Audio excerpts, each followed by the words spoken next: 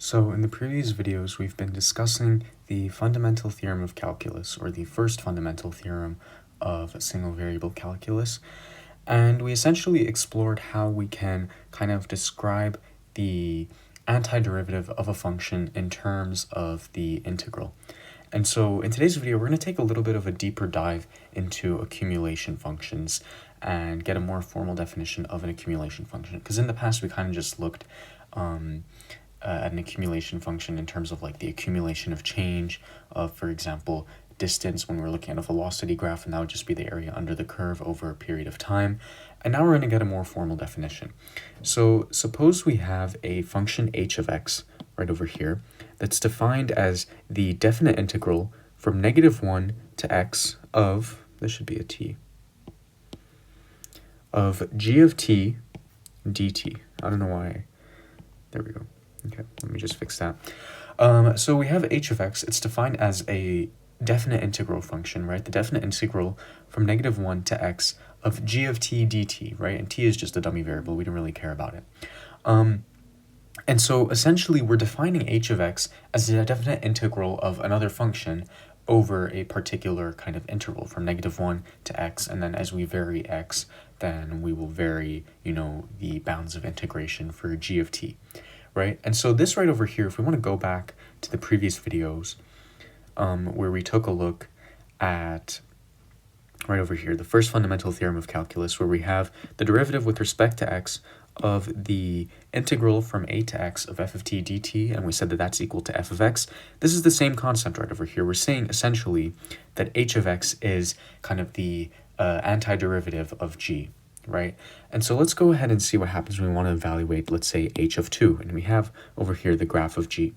So h of 2, if we want to replace x with 2, then we get the definite integral from -1 to 2 of g of t dt, right? And so let's go ahead and take a look at that. So this is right over here. I actually forgot to assign values on the, that's going to be 1, 2, 3, suppose that's 4, right? So that's -1 right over there. And then we're going to go ahead and put, +2, which would be this sort of line right over here. That would be 5, that would be 6, let's say. And then what we can do is we can go ahead and just evaluate this using our area formulas. Oh, okay, what's happening? So this right over here is going to be a triangle, so we can figure out that area, and we can figure out the base of this rectangle. So here we have a base length of, 1, 2, 3, and then we have a height of 1, 2, 3, 4.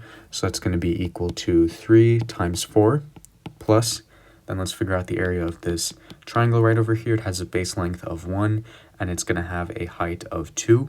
And so 1 times 2 divided by 2 is just going to be 1. So that's equal to 12 plus 1, which is equal to 13. And so that would be the value of our accumulation function at x is equal to 2. And we can do the same process for h of 5. We can do the definite integral from -1 to 5 of g of t dt.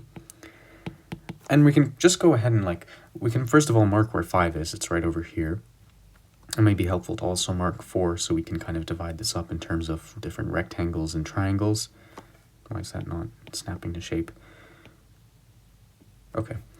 And what we can do is, we already know what this entire area is right over here, this rectangle and this triangle over here. So we don't really have to recalculate that. We can just kind of add on this these areas right over here.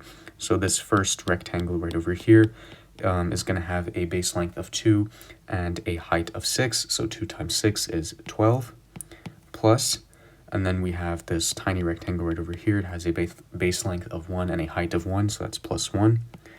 Then we're going to add this triangle right over here with a base length of 1 and a height of 1, 2, 3, 4, 5, right? Because it's going from y equals 1 all the way up to y equals 6.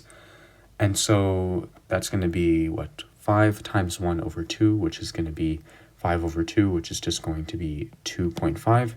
And then we can't forget to add this area right over here. We can't forget to add this portion right over here. Oh, okay, what's happening? And so that's going to be plus the previous area, which is 13. And so we're going to end up with 13 times 2, which is 26, plus 2.5, which is equal to 28.5.